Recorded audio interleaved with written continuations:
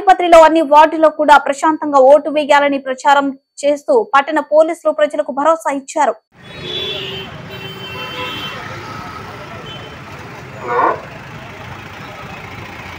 మీ vote మీ భవిష్యత్తు. Vote మన హక్కు, మన ఆయుధం. దాన్ని నిర్భయంగా వినియోగించుకోండి. మీ ఓటు హక్కు స్వేచ్ఛగా వినియోగించుకోండి. అంతగా మేముంటాం. మీ ఓటు హక్కును వినియోగించకుండా అడ్డుపడే వారిని ప్రలోభపెట్టి వారి గురించి మాకు తెలుపండి. వారిపై కఠిన చర్యలు తీసుకుంటాం.